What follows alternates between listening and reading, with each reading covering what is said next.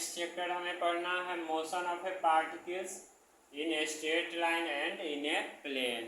ठीक है, यानी काइनेमेटिक्स का एक चैप्टर है ना, जिसमें मोशन ऑफ ए पार्टिकल पढ़ना है स्ट्रेट लाइन में और प्लेन में। प्लेन यानी कर्व पथ पे।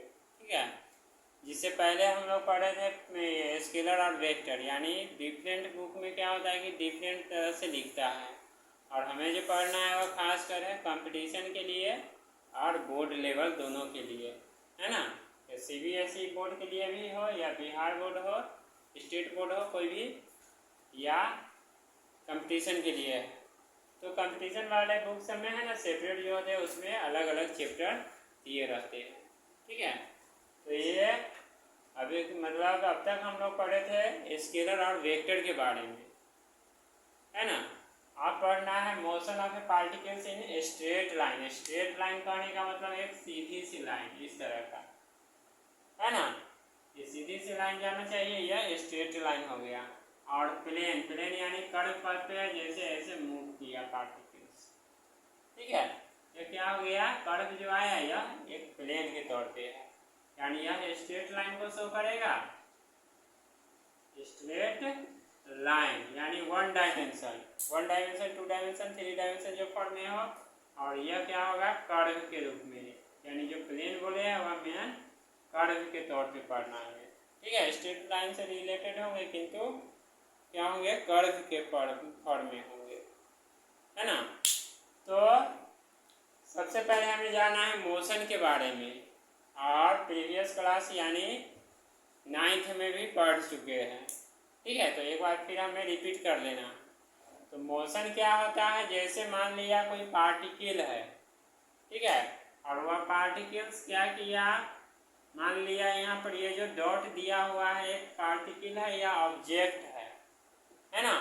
अब इस ऑब्जेक्ट को या मान लेते हैं कार है। ठीक है, बहुत से एग्जाम्पल है। तो यानी पॉइंट ए से क्या किया, इसको बी तक जाना। तो यहाँ पर तो सीधे रहेगा, स्टेबल रहेगा, तो ये पॉइंट ए से बी तक तो पहुँचेगा नहीं। इसको जाने के लिए यानी बी तक पहुँचने के लिए क्या करना होगा, तो अपना पोजीशन को छोड़ना पड़ेगा, लेफ्ट करना पड़ेगा। तो यहाँ से यानी ए से बी तक जाने के लिए इसको है ना कुछ टाइम भी लगेगा। क्या लगेगा, टाइम भी लगेगा। और यह क्या करेगा, अपना पोजीशन चेंज कर लेगा। ठीक है, तो टाइम के साथ ये अपना पोजीशन चेंज कर लिया, वह क्या हो गया, ऑब्जेक्ट मोशन में हो गया।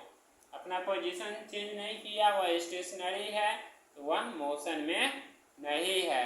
जैसे देखते हैं फ्लो ऑफ वाटर, वाटर का जो फ्लो होता है, जैसे एक गिलास वाटर लेकर और फर्श पे गिरा देते हैं फ्लोर पे, तो क्या होता है, वह फ्लो होकर आगे बढ़ जाता है।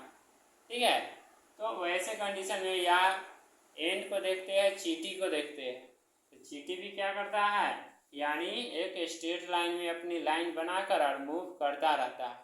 यानी ये यहाँ से देखा है, जैसे चींटी को जाना है, ये मान लिया 10 सेंटीमीटर का डिस्टेंस है। अब इसको क्या करना है, अपने एक स्ट्रेट लाइन में, ठीक है, जितने भी उसके ग्रुप है वह आगे मूव कर रहा है इस तरह से, है ना। तो पोजीशन ए से क्या हो गया, बी तक जाने में उसको 10 सेंटीमीटर है तो 10 सेकेंड लग गया, यानी 1 सेंटीमीटर 1 सेकेंड में कवर किया, तो 10 सेंटीमीटर 10 सेकेंड में। ठीक है, तो वह भी क्या हुआ, अपनी पोजीशन चेंज कर लिया। तो सिंपली से हम मोशन को डिफाइन कर सकते हैं। ठीक है, यानी if a particle changes their position with respect to time. ठीक है, यानी कोई पार्टिकल्स है और वह अपना पोजीशन चेंज कर लेता है। ठीक है, यानी अपना स्थान बदल लेता है, वैसे पार्टिकल को मोशन में कहा जाता है, यानी मोशन कहते हैं। ठीक है, चाहे और मोशन को ही हम लोग हिंदी में बोलते हैं गति बोलते हैं। ठीक है, तो गति को बोलते हैं यानी वैसे ऑब्जेक्ट यानी वस्तुएं जो अपना स्थान, ठीक है, समय के साथ बदल देता है, यानी परिवर्तित कर देता है, छोड़ देता है, उसे मोशन में कहते हैं, यानी गति में कहते हैं। याद रहेगा ना, लिखेंगे इफ, यानी मोशन को पहले हम डिफाइन करेंगे, क्या करेंगे, मोशन। ठीक है, तो एक है पार्टिकल, इसको मिटा देते हैं, है ना, क्लियर कर देते हैं। आज थोड़ा चलेगा लेक्चर ही, फिर टॉपिक वाइज टॉपिक हमें पढ़ाई करना है। If a particle changes their if a particle changes their position with respect to time, क्या होगा, with respect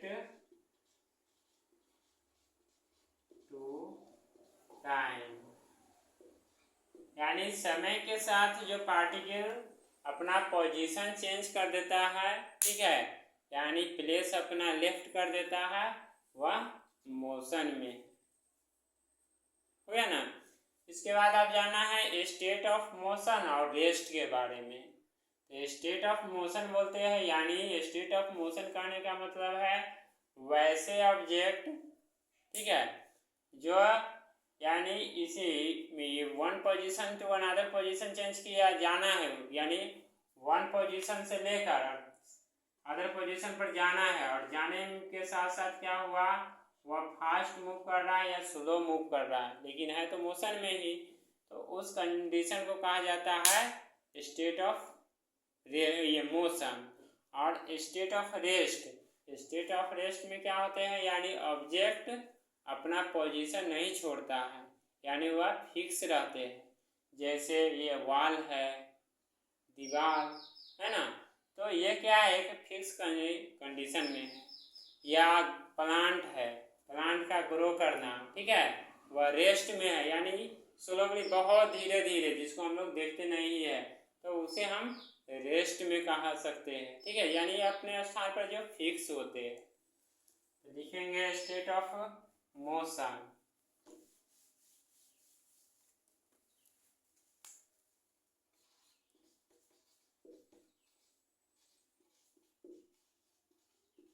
सिंपली मोशन और स्टेट ऑफ मोशन सेम ही टाइप है, ठीक है, सिर्फ नाम दिया गया है। स्टेट ऑफ मोशन यानी मोशन में ऑब्जेक्ट आ गया है ना, इसलिए इसको स्टेट ऑफ मोशन के नाम से दिया गया है। द bodies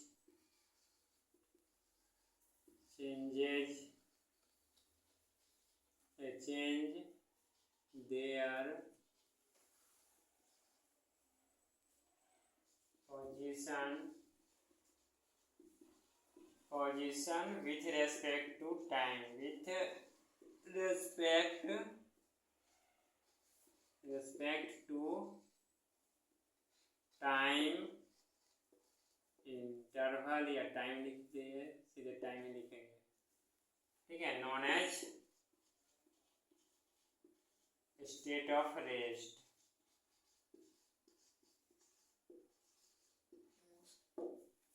हो गया state of rest.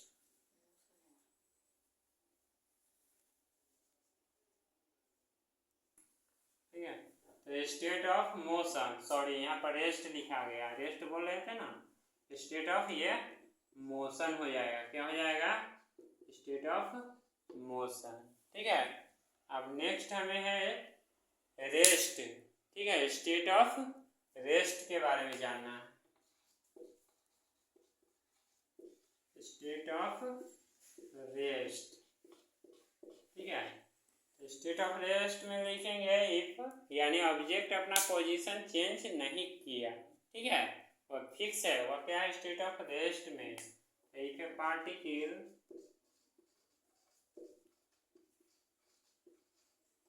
does not change their position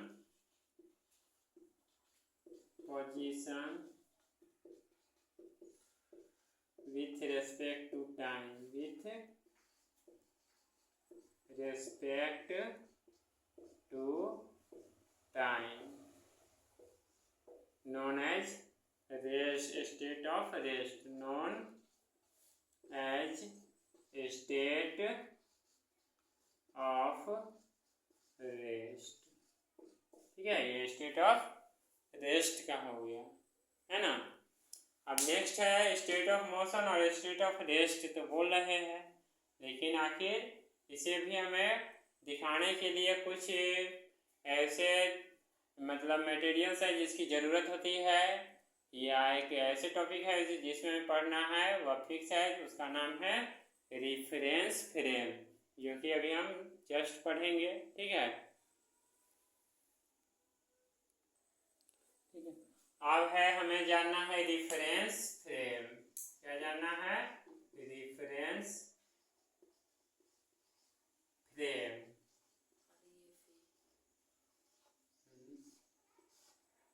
ठीक है, रिफरेंस फ्रेम में क्या होता है कि जैसे मान लिया हमें अर्थ से जाना है किसी दूसरे प्लेनेट पे, ठीक है, तो जाने के लिए यानी सीधे तो नहीं जाएंगे, तो सबसे पहले क्या करते हैं, हम एक फिक्स पोजीशन ले लेते हैं। जैसे हमें स्पेस में जाना है ना, तो उससे वहाँ पर जाने के लिए हमें क्या होता है, कुछ ऐसे स्टैंडर्ड यूनिट होते हैं या डिवाइस होते हैं जिसकी हमें ज़रूरत होती है। ठीक है, और उस डिवाइस को हम रेफरेंस फ्रेम के नाम से जानते हैं। ठीक है, लिखेंगे to major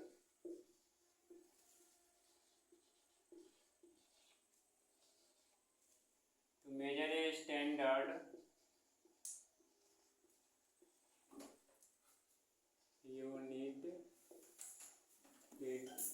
to require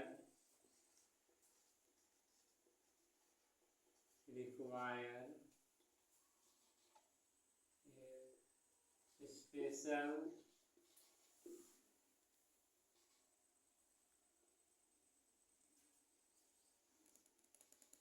frame of reference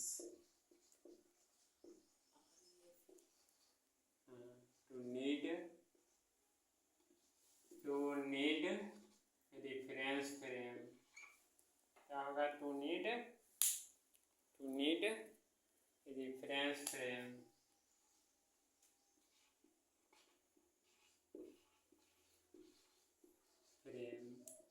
और मेनली हम लोग रेफरेंस फ्रेम को टू फॉर्म में दिखाते हैं, एक 2 डायमेंशन जो स्केलर वेक्टर में पढ़े हैं, ठीक है, और एक 3 डायमेंशन। जैसे 2 डायमेंशन फॉर्म में क्या था, एक स्ट्रेट लाइन एक्स और वाई, है ना, ये क्या है, एक्स और वाई की कंडीशन में।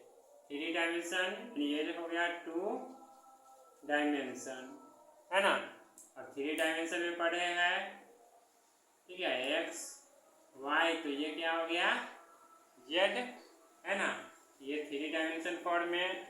ठीक है, ऐसे करके हम लोग पढ़े हैं। फिर और नेक्स्ट टॉपिक है, इसे हम जानेंगे, यानी अभी हम लोग यूज करेंगे खासकर 2 डायमेंशन फॉर्म का। ठीक है, फिर 3 डायमेंशन भी होगा, तो नेक्स्ट वीडियो में नेक्स्ट